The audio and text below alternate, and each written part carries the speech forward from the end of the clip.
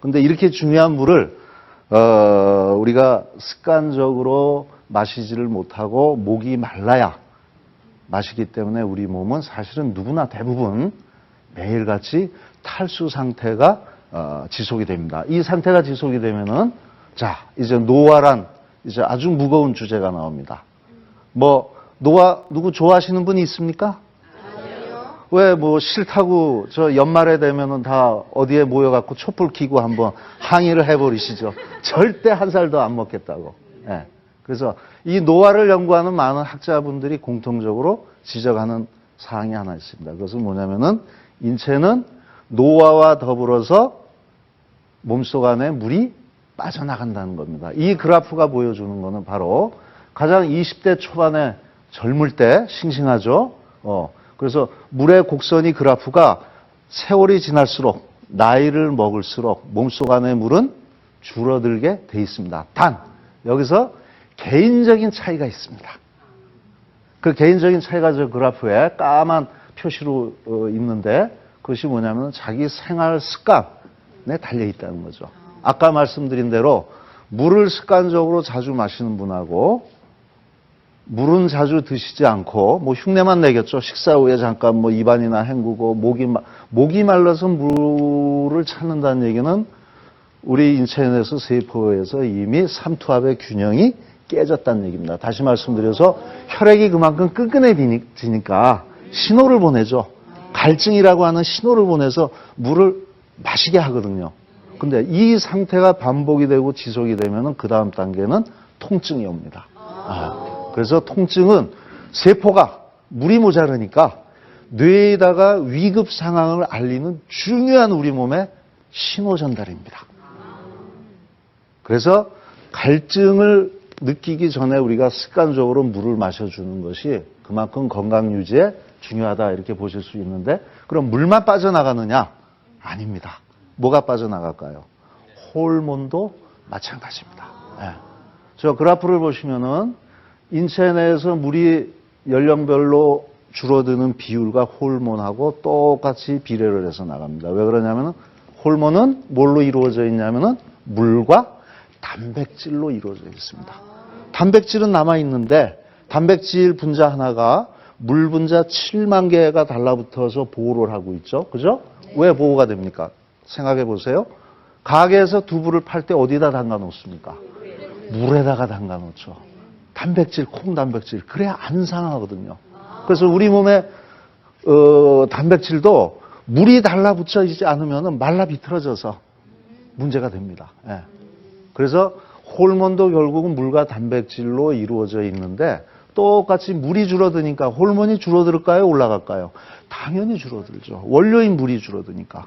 그래서 이 상태가 이제 50이 넘으면은 남자건 여자건 아주 심각해집니다. 특히 호르몬 쪽은 직접적으로 이제 나타나죠. 예를 들어서 남성은 남성 호르몬이 이제 사라지거나 끊기니까 남성다움이 사라지고 이제 소변을 참는 능력도 아주 이제 약해지고 그래서 문제가 돼서 구박도 하죠. 예.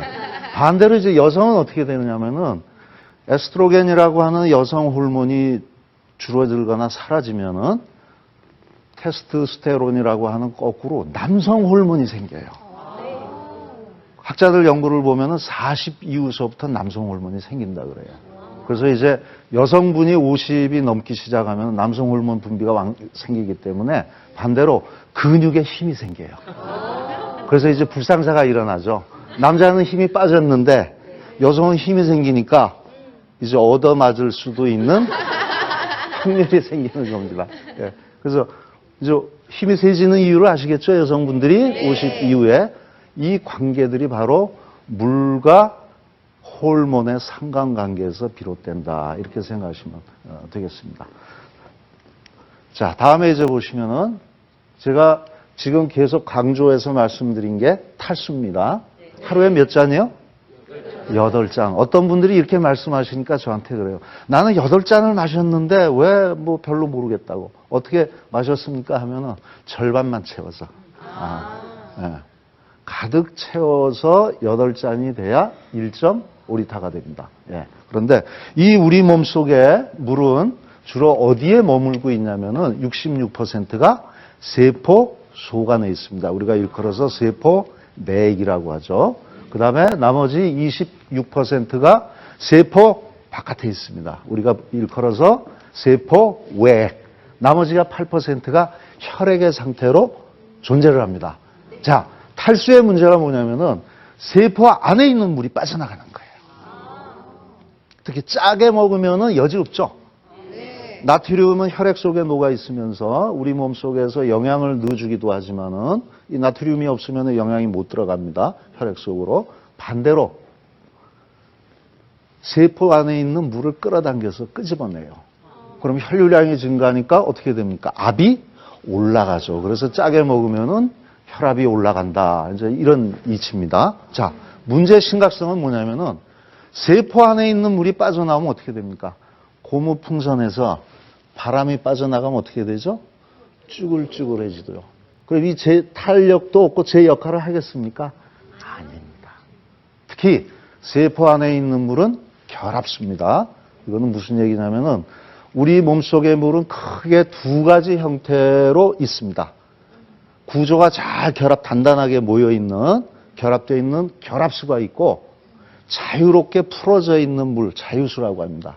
이 두 가지 물이 서로 역할을 하면서 우리 몸의 생리대사를 이루어주는데 세포 안에 있는 물은 주로 결합수가 많습니다. 세포의 핵을 보호해야 되기 때문에. 그런데 이런 물이 깨져서 빠져나오면 세포는 쭈그러들고 외부의 환경으로부터 노출되기 때문에 세포는 변이가 일어나죠. 그래서 의학자들의 연구에 의하면은 특히 암세포 같은 경우는 암세포 속 안의 물은 아주 좀 무질서하다라고 이렇게 표현들을 합니다.